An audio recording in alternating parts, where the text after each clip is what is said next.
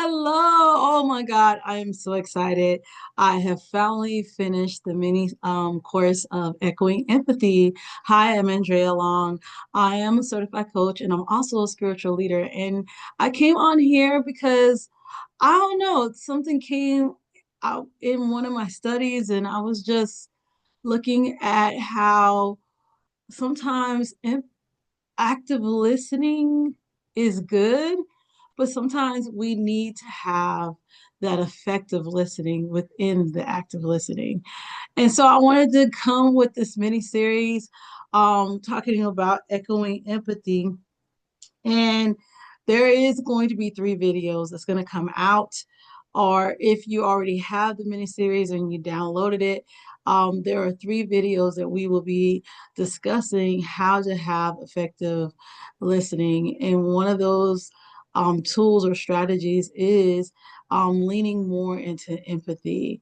But for today, I want to talk about mastering empathy in listening. Okay. And with this is going to transform our conversations um, in a way that it will allow us to go deeper. And then with us having deeper conversations, it allows us to have awesome human connection, right? And in this echoing empathy, it helps every relationship in our lives, okay? Whether you are a mother or a father, whether you're single or married, if you are an entrepreneur or a boss that has several employees, this skill of mastering empathy is going to really, really help you along the way. And I'm so excited to finally get this out and share it with everybody. This newfound I don't know, it might not be new, but for me I heard about empathy, but I never really heard about echoing it. And why is that different? Because not everybody has the skill of empathy. Not everybody is naturally equipped to empathize with someone, right? And so I came up with this series is that you're going to echo it until you get it, right? And this is a way that you can gain that skill or echoing it to help that person that is coming to you and talking to you and echoing that empathy. As you know, an echo is not the real thing, right?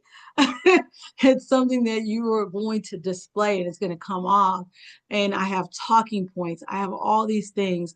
And in this video, we're going to highlight the power of being present. Okay. We're going to highlight navigating forgiveness. And there's a reason for that. And I'll go more into it.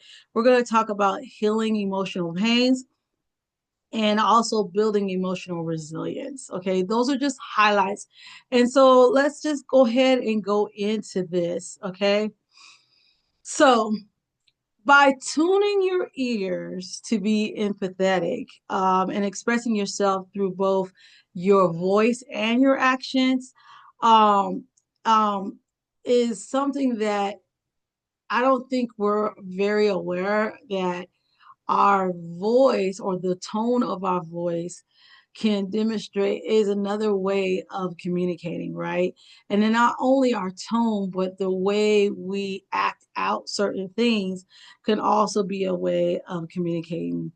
And when it comes down to being empathetic, it creates a heartfelt harmony of art that is so beautiful, especially when it's in a romantic relationship, when it's in a parent's relationship, and seeing one another. You know what I mean?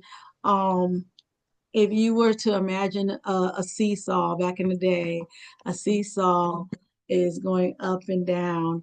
But if and sometimes when we communicate, we're trying to get our point across. But the whole point of being empathetic is to see one another, okay? And in this moment of and getting this skill or maintaining this skill, it's going to allow you to have deeper conversations. And when you get those deeper understandings, it's going to allow us to problem solve and be more in a team effort of decision making, which it becomes a win-win on both ends, right? So let's get started. The first thing I would like to talk about is the power of being present, right? Learning how to be fully present is a conversation that can transform how you connect with others, okay? Discovering this technique of being present is the first start of having understanding or getting understanding of effective listening. So, how can we fully be present? Uh, Well, that is kind of, it starts with our eye contact. And these are just regular everyday things like making sure you have eye contact. If you were to talk to a child, of course, if they're not the same height as you, what do? You kneel down to their level so you can see them eye to eye. But having that eye contact shows the speaker, if they're especially talking to you, that you are fully attentive, okay? And you're present in this conversation. Now, if it's over the phone, of course, that is not the case, but you still should try your best to show that you are fully present by way of, yeah, I get you, or certain talking points, and we'll go more into that. Another way is using a firm nods, which I was saying if it's in person, nods or verbal clues, okay? Simply gestures like nodding and saying, I see and I understand, or encouraging the speaker to go more into the conversation is a way of showing that you're present. Reflecting back what you hear. And this is the active listening. A lot of us know about active listening. We quiet, we listen to them, and we reflect back. We mirror to what they're saying. Okay. That is another way of showing that you were present, that you were listening to them. And then the fourth one is being mindful of your body language. Sometimes we have a tendency to roll our eyes, roll our, I don't know, do all the little things that we do with our bodies. And that can be very standoff to the person that is really trying to talk to you and trying to relate some things to you. And another thing that shows that you're present is embracing silence. A lot of people don't realize that silence is golden. And it really is. Um, when you're silent and that person's kind of talking, it also gives them awareness like, wow, they're really listening to me. Um, Embracing that silence is the most empathetic response. It's a simple way of showing that you're listening. Okay. And the last thing, as far as being present, is open-ended questions. Encouraging deeper conversations by asking questions that requires more than a yes and a no. Okay, this invites the speaker to explore their thoughts and feelings more fully. Okay, so the benefits of having effective listening, right? The benefits of having effective listening, it builds trust. When an individual truly feels heard, it fosters a sense of trust and safety. And then another thing, it enhances understanding. When you are having that effective listening, believe it or not, the listener, I'm gonna say this again, the listener actually controls the conversation. Depending on how you listen, determines how the conversation is going to go. So when you have effective listening, it enhances the understanding.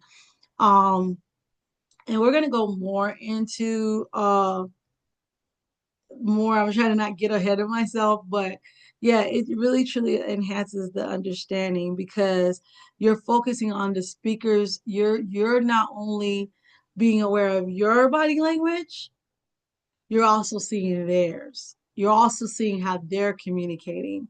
And so you're focusing on the speaker's emotion, you're gaining deep insight. Um, and you're also trying to get what their perspective, and you're not trying to look for loopholes on how you can get your point across. You're just focusing on them. And when you do that, that can lead to more meaningful connections. Okay. And then the last, and there are probably many more, but just for this sake of this video, is it promotes growth. It encourages others to express themselves freely. This can lead to personal insight and growth, both not for both of you guys, because they might say something that you didn't realize that you had a common ground on. But I do want to put some incidents of having effective listening, whether it's dating, marriage, or in a parental or boss situation. But I'll go into more in the dating side.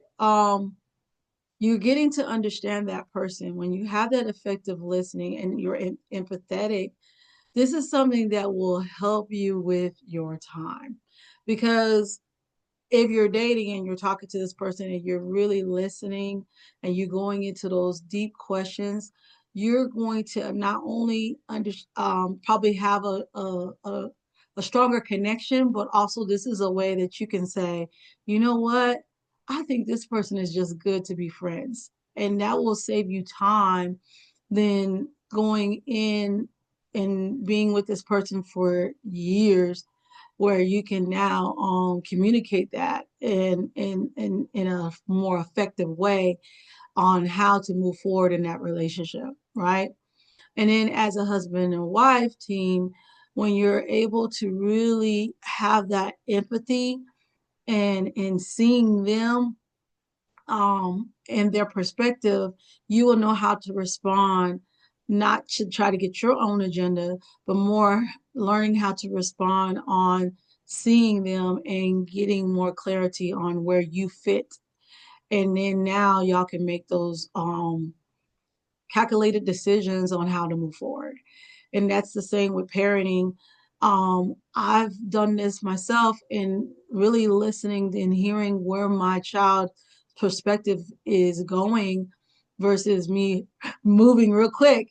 I'm now able as a parent to direct her in the way that maybe her perspective is a little bit off, but I have to take that moment to see her point of view so that I can truly, truly correct and guide her in that way. Okay. So, those are the benefits of having active listening. So, there are some things that can hinder us from not being empathetic, or having our actions not aligned to showing empathy. And one of those things is unforgiveness. So how do we navigate through unforgiveness? Um, that is something that can hinder us from being empathetic, especially if that person is the one that hurt you, right? So if that person is the person that hurts you and you're in that position where you have to be empathetic because they're coming to you, they're asking for your ear to hear. It's kind of hard to be empathetic if they have hurt you. And one of the things that you have to navigate, and when you see that you're hesitant to really hear them out and you're dismissive, it could be that you might have unforgiveness. Okay. And it might be from that person, or it might be someone else, and they're kind of acting like that person. So they're kind of triggering you. And so there might be a stem of unforgiveness, period, period. And that's why you're struggling with empathy. Okay. So in order to do that, you have to practice self reflection and awareness. You have to be like, okay, why I don't want to listen to them? Why are they irritating me? Like, what is going on here? And it might be because you have unforgiveness. They're triggering you, and so you can't stand, you can't stand or allow yourself to remove yourself so that you can be empathetic for them. So you have to have that self-reflection and that awareness. You have to really tune in and observe their body language and be like, what is it? And really take that moment, and you might actually have to say, hey, can we talk about this later? Can you give me a little moment? But then them constantly talking, and you know for a fact you're not in the active listening, nor are you in effective listening at that moment. So if there was another thing that we could you could do when it comes down to unforgiveness is you know, cultivating cultivating empathy and compassion. Try to see the situation from their point of view. That's when you're really gonna have to like remove yourself because you know that you're feeling some kind of way. But I'm gonna tell you that takes a lot of skill. That takes a lot of skill. And I'll put this more in a parent role. Our kids can hurt us a lot, right? But for some reason, it's easier for me to do it when it comes to my kids. Like if they have hurt me, or, and I try my best not to take it personal, right? So you have to remove yourself in order for you to be more empathetic with that person, even if they are the ones that actually hurt you. So if there's unforgiveness there, in that moment, it's not your time to share your grievance. This is not the time. This is the time to be like, hey, they really need me right now. I need to remove myself from this and really hear them out and walk into that compassion. Okay. And I tell you, that is something that does not come easy. That's something that you're definitely going to have to practice. Okay. And another way that you can remove unforgiveness, if you can't do it, if you can't forgive them, however way that you go, you need to seek that support and that guidance. Go to some counselor, go to somebody that can really help you dive into what is the root cause of you not being able to speak to your significant other, or you're having a hard time to connect with your son or daughter, or whatever. You might be a boss that's always irritated, or whatever that is.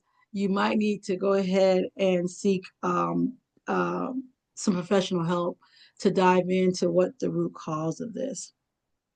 Another thing, so the first one was unforgiveness, and another thing could be healing emotional pain. If you have emotional pain, it's probably going to be very hard for you to listen. We're talking about having empathetic ears, to have empathetic ears. And again, that comes with uh, the same thing. You're going to have to be more aware that either that conversation that they're talking about is triggering you, um, and then you're going to have to try your best to be more in present than going in and thinking of yourself. I don't know. Have you ever heard like you talking to somebody and then you're telling them about your pain, and I find myself doing that sometimes. You tell them about your pain, and then all of a sudden they're like, "Yeah, yeah, that was me too. Oh my God!" And that's not going to be empathetic if they're coming to you about what they're dealing with, whether it's at their job or whatever. But then you go in because that conversation is triggering you. Well, this is where that emotional pain has creeped up on you. You're going to have to pause for a moment and really be present. And it's not about you, it's about them at that moment, if that makes sense. It's not about you, it's about them. And you got to really ask those open-ended questions and go more in deep about them, because even though it might seem the same, like, but their pain level, it might not be the same as your pain level, if that makes sense. And we have a tendency to want to put on their experience as if it's the same as your experience. So You have to really watch that because that could be a very hindrance when you have emotional pain yourself and that conversation or whatever they came to you with is the same and it's bringing it back up. Another, and then of course, you will have to, if you cannot, if that's something you see that's coming up, you might want to go to someone and deal with that so that you can have those deep, meaningful conversations with that person. Because it's going to keep coming up. It's going to keep coming up. When you deal with these hindrance, you begin to build emotional resilience, right? And this is the most powerful benefit of all. And I saved that for the last is because when you have emotional resilience, man, equipping you to handle challenges is the most, it's the most skill building thing when you go through it, if that makes sense. And and like I was telling you, not everybody is naturally empathetic. And when I was going and trying to do this video, I I have a tendency to be more empathetic than the average bear, as I say, is because I've been through a lot. I've been through a whole lot. And when people come to me, I'm able to pull something from my past and not necessarily put it on them, but more have that empathetic feel to where I sympathize with them, but then I go into empathy and I want to do more. In our next video, we're going to talk about the difference between empathy and sympathy because there is a misconception of that. But you build an emotional resilience to where you can handle um, challenges, you can handle it better, and you're able to um, be more intuitive in your listening when it comes to being empathetic in your ear, right? And so, what can you do to be more? There should be some type of measurement in your resilience. Like, this is where you practice echoing empathy, okay? And one of that is journaling again. Um, or if you are spiritual, having those moments where you communicate with God and show him where you probably wasn't as empathetic. Like, go through your day and be like, okay, I sympathize with this person, but how come I wasn't able to be there for them? How come I just was very dismissive in feeling that? It's best to have that type of journal or reflection, or just just a daily check-in with yourself on how you are, and how are you listening empathetically, if that makes sense, right? Another thing is to go talk to your colleagues or people around you, your friends, and ask them, hey, do I listen very well? Or am I dismissive at times when you talk to me about your feelings? Or do I want to just go and give advice and I don't really hear you out fully? Ask people and get your little get measurements from that, on how you're listening. And then my suggestion, which is kind of homework at the end of this video, is to set a personal goal. Establish how you are listening empathetic. And the challenge you can do is look for the person that irritates you the most. Yes, you heard me. Look for the person that irritates you the most and listen to them and work on it. I'm telling you, your ear will get better. It will get better because imagine that's a person that irritates you. So if it's somebody you are loving, somebody that's in your life, you'll get to hear them better, right? So the talking points in this, if someone was to come to you and talk to you, it would sound like, oh my God, that really sounds like this weight is weighing on you. That's how you will respond back. You will listen to him and be like, oh my God, that really seems like something that is weighing on you. Is there something you would like for me to do? And you wait and you pause. Or you could say, oh my God, that's really challenging. Tell me a little bit more about that. Or what would you like for me to do? Like, or I'm listening to you, I'm hearing you out, or you giving that invitation before you go straight in and want to give your advice, right? So I have a downloadable, it's either down below this or in the chat or whatever. And there's different points and all the stuff that I already said. But one of the things that's in the back of this worksheet is a Bible, like a Bible guide. In this section of this ebook, it's like a study. And this is going to talk about how to tap into the Holy Spirit. The Holy Spirit is the best person to go to help you to be more effective in your listening.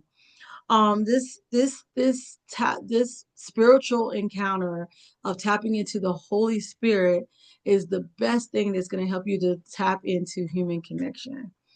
I had said before, this is something that is biblically sound. And so I want to give one example.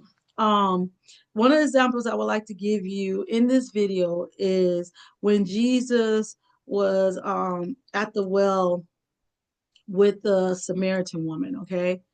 Jesus demonstrated active listening and using the Holy Spirit to communicate empathy. And this is coming from John, the fourth chapter, and it's the first and through the 26th verse. Okay. Here, Jesus engages with the Samaritan woman.